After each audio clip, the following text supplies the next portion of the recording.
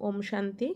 आज बाबा ने कहा, देखो बच्चे, बाप ने तो आप बच्चों को आपके ओरिजिनल स्वरूप की स्मृति दिलाई है कि आप आदि रतन अर्थात इस ड्रामा के मेन एक्टर एक्ट्रेस हो।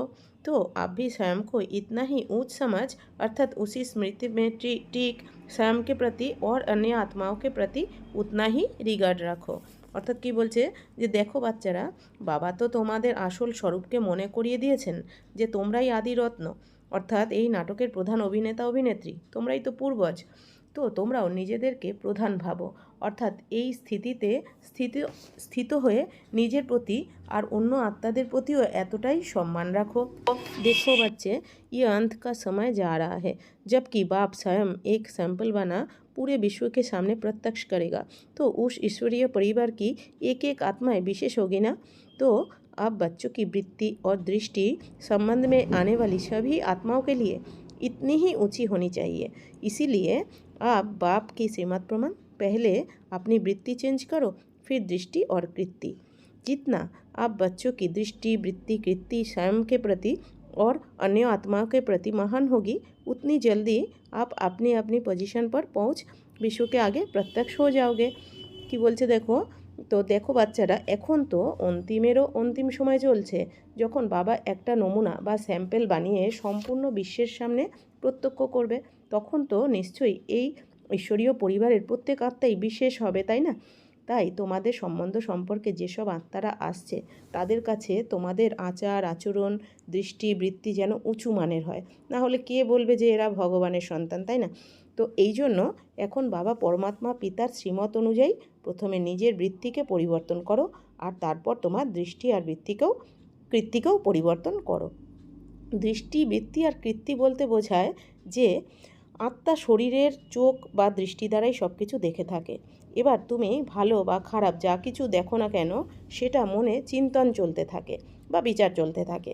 এবার যেটা তুমি এই দৃষ্টি দিয়ে দেখলে সেটা বারবার ভাবার ফলে বৃত্তিতে বা ব্যবহারে চলে আসে, আর সেই অনুযায়ী যখন আত্মা কর্ম করে সেই কর্মই হলো কৃত্তি। তাই বৃত্তি দ্বারা সবাইকে শুভ ভাবনা শুভকামনা দাও, দৃষ্টির দ্বারা সবাইকে পবিত্র দৃষ্টিতে দেখো, আর কর্মতেও বা কৃত্তিতেও সব আত্মাকে সুখ দাও আর সুখ নাও। যত তোমার এই দৃষ্টি বৃত্তি আর কৃত্তি নিজের প্রতি আর অন্য আত্মাদের প্রতি মহান হবে, ততই তাড়াতাড়ি তুমি তোমার নিজের লক্ষ্যে পৌঁছে যাবে, এই দুনিয়ার সামনে পৌঁছে গিয়ে প্রত্যক্ষ হয়ে যাবে। बच्चे, ये जो अंतिम से भी अंतिम समय जा रहा है, जो किसी बाप के घर जाने का समय है, तो बाप भी अपने बच्चों को ड्रामा का सारा सत्य बता उन्हें अपनी मंजिल पर पहुंचा उनकी सारी स्थूल और सूक्ष्म इच्छाएं पूर्ण कर, अर्थात अपना 100% कर्तव्य पूरा कर फिर घर जाता है। बस आप बाप के साथ साथ स्वयं पर भी 100% निश्चय रखो कि मैं ही हूँ।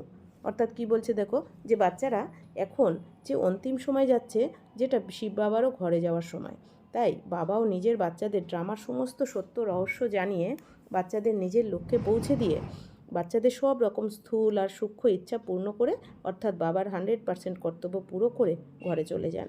ব্যাস, এবার তোমরাও বাবার সাথে সাথে নিজের ওপর 100% নিশ্চয় রাখো যে আমি সেই।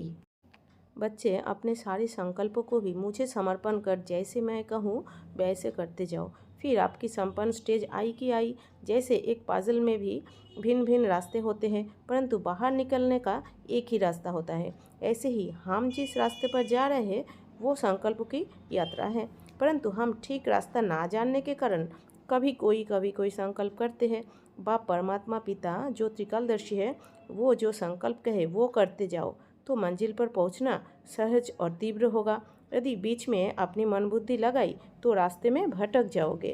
কি বলছে দেখো বাচ্চারা, তোমাদের সমস্ত সংকল্প আমাকে সমর্পণ করো, আর আমি যেভাবে বলছি সেভাবে চলতে থাকো। তারপর তোমাদের সম্পন্নতার স্থিতি বা স্টেজ এলো কি এলো বলে। যেমন কোনো পাজেল বা খেলার মধ্যে অনেক রাস্তা তো থাকে, কিন্তু বেরোনোর একটাই রাস্তা থাকে। ঠিক সেই রকম আমরাও যে রাস্তা দিয়ে যাচ্ছি সেটা হলো সংকল্পের যাত্রা, কিন্তু আমরা ঠিক রাস্তা না জানার কারণে বিভিন্ন সংকল্প করতে থাকি। তাই বাবা তো ত্রিকালদর্শী, তাই বাবা যে সংকল্প করতে বলেন সেই সংকল্প করো। তাহলে তোমাদের লক্ষ্যে পৌঁছানো সহজ হবে আর তীব্র গতির হবে। আর যদি এর মাঝে তোমার মন বুদ্ধি চালাও তবে তোমার रास्ता থেকে हारिए যাবে। इसलिए बाप पर 100% निश्चय रख, उनकी सीमत प्रमाण अपने संकल्पों को चलाओ, फिर देखना कमाल पर कमाल। मंजिल पर पहुंचने पर आपको लगेगा कि ये तो बिल्कुल सहज और एक्यूरेट था।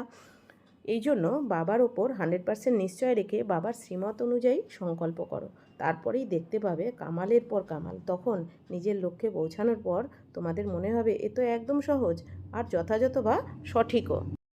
बस बच्चे, बाप के प्यार में समाये रहो, खोए रहो। जल्दी ही नहीं, बहुत बहुत जल्द परमात्मा बाप के संग से होने वाला अतीन्द्रिय सुख का रस অনুভব होना शुरू हो जाएगा। কি বলছে দেখো, বেশ বাচ্চারা, বাবার ভালোবাসায় ডুবে থাকো, হারিয়ে যাও বাবার গভীর প্রেমেতে। তাড়াতাড়ি নয়, খুব খুব তাড়াতাড়ি পরমাত্মা বাবার সঙ্গে থাকার অতীন্দ্রিয় সুখের অনুভব হওয়া শুরু হয়ে যাবে। আচ্ছা, ওম শান্তি।